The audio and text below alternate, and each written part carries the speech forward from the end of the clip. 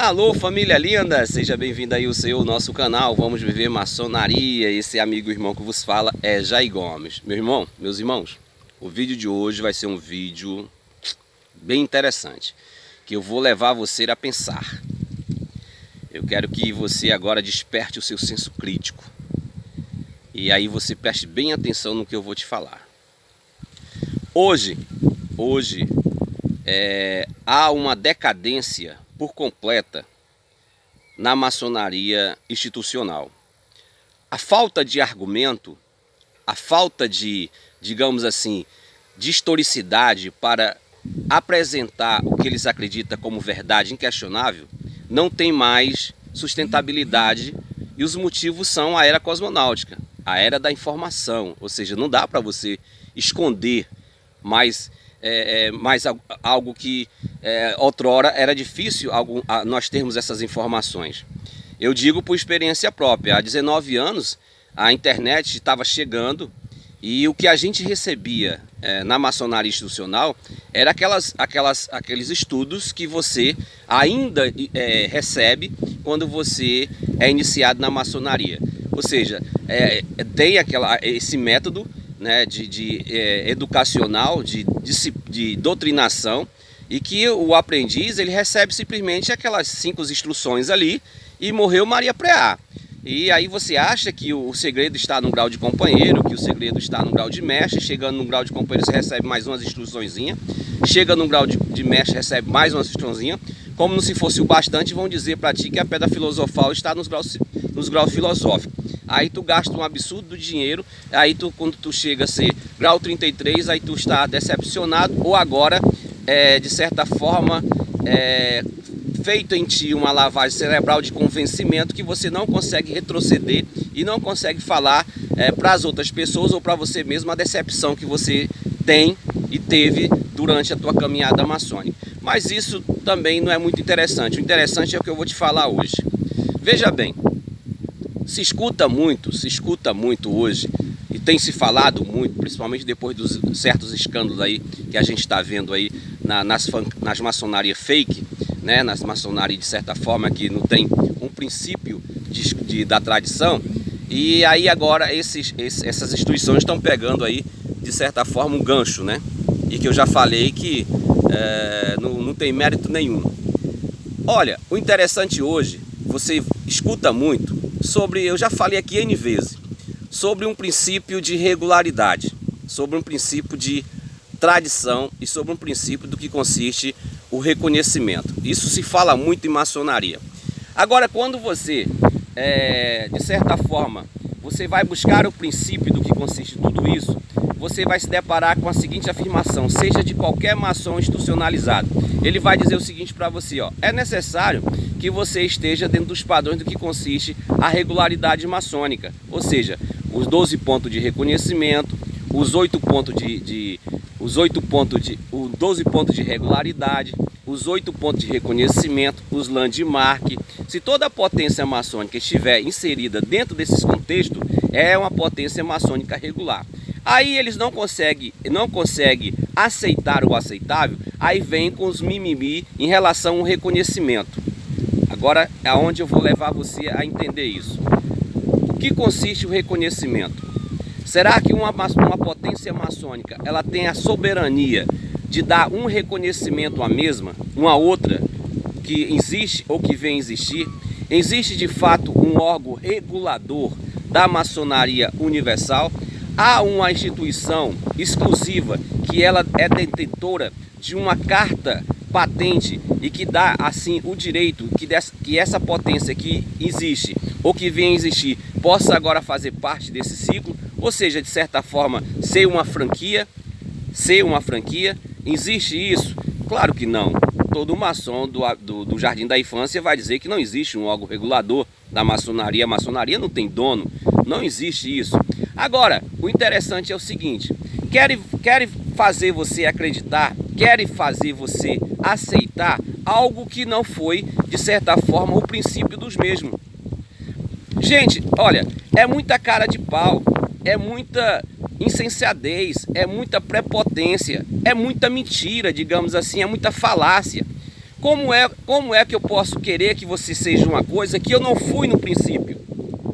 Eu não fiz aquilo que eu quero que você faça.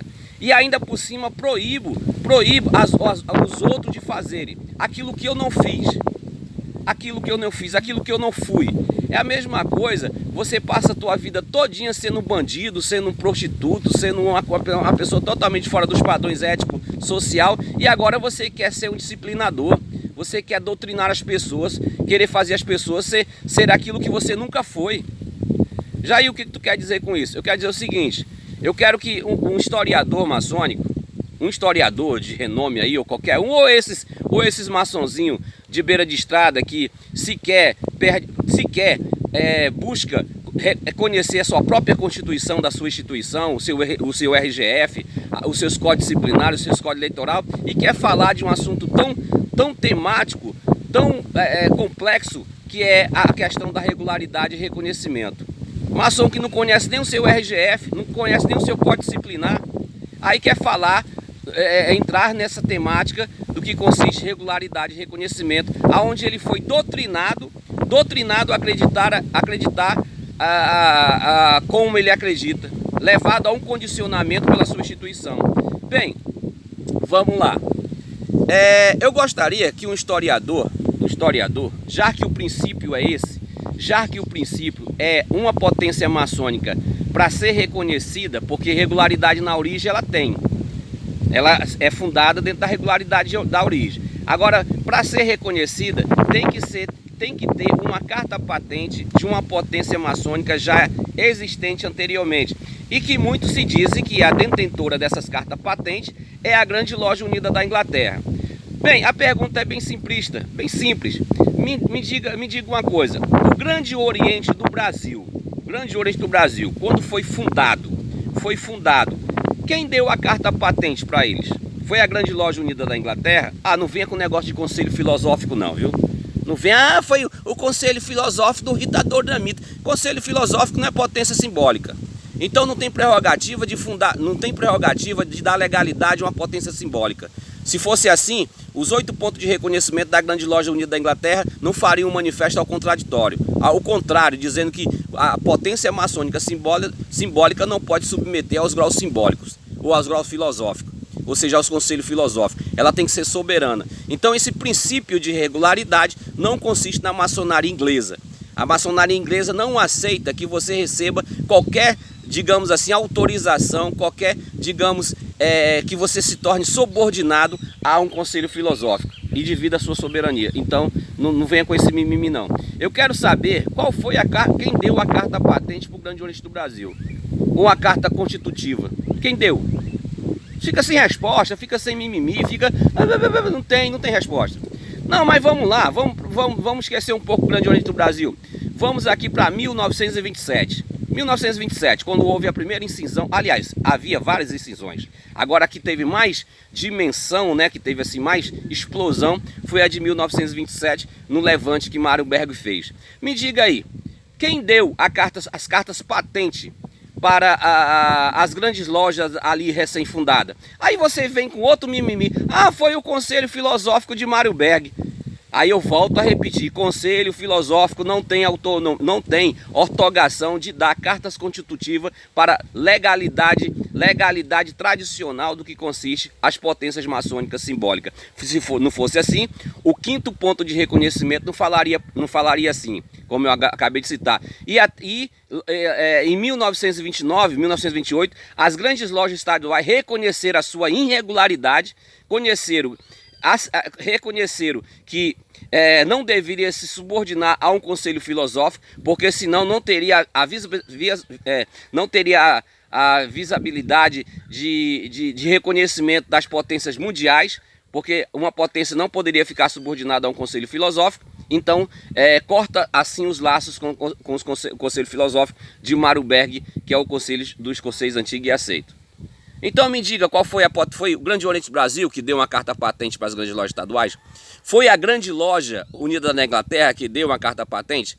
Foi não, meus irmãos. E por que agora você tem que exigir dessas potências maçônicas que hoje são existentes, que tem que ter uma carta patente? Se você não tem, Se você não tem, você tem uma carta constitutiva. Veja agora, veja, olha só o interessante, como a gente é enganado. Recentemente, a potência mais nova, uma das potências mais novas, que fez um tratado de mútuo reconhecimento com a Grande Loja Unida da Inglaterra, né, que foi aqui a grande loja do estado de Ceará, meus irmãos, mostre-nos uma carta constitutiva ou a carta patente da Grande Loja Unida da Inglaterra dando a Grande Loja do estado de Ceará. Se não foi feito algo totalmente online, simplesmente uma prancha que foi enviado para a Grande Loja do estado de Ceará dizendo: agora vocês são parte do reconhecimento da Grande Loja Unida da Inglaterra.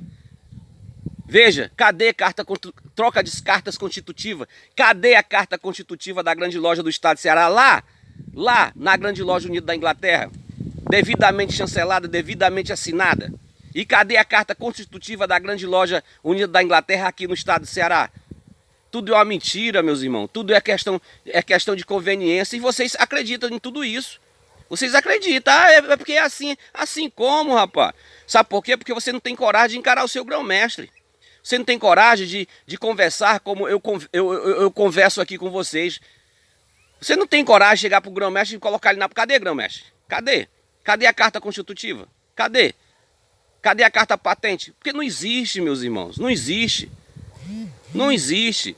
Então vocês tiveram um princípio prostituto, um princípio não existente, agora quer exigir das potências maçônicas hoje aqui no Brasil. Se vocês não... Como é que você pode cobrar algo que você não tem? Como é que você quer que eu tenha o seu reconhecimento se você não teve reconhecimento? Quem é você? Me diga, quem são vocês? Quem deu essa superioridade a vocês? Foi uma maçonaria extraterrestre? Foi um conselho extraterrestre? Então vamos parar com isso, meus irmãos. Vamos viver maçonaria, cada um no seu quadrado. Agora digo mais. Olha só o interessante. O que antecede? A regularidade ou o reconhecimento? Vou deixar essa adendo aqui para um próximo vídeo. O que antecede? A regularidade ou o reconhecimento? O que tem mais valor? O reconhecimento ou a regularidade? Você já se deparou, você já teve um contato com um irmão no meio da rua? Ou seja, irmão de outras potências, e quando você encontra com o mesmo, há um momento de confraternização, de reconhecimento, e de certa forma vocês se reconhecem, vocês se confraternizam, vocês se abraçam, vocês se comunicam, etc. O que é que tem mais valor? Esse encontro, essa convivência, ou a dita regularidade de um maçom que esteja pagando as suas mensalidades, que esteja ativo nos trabalhos maçônicos? O que é que tem mais valor? Esse reconhecimento ou essa dita regularidade? Te amo sem te conhecer.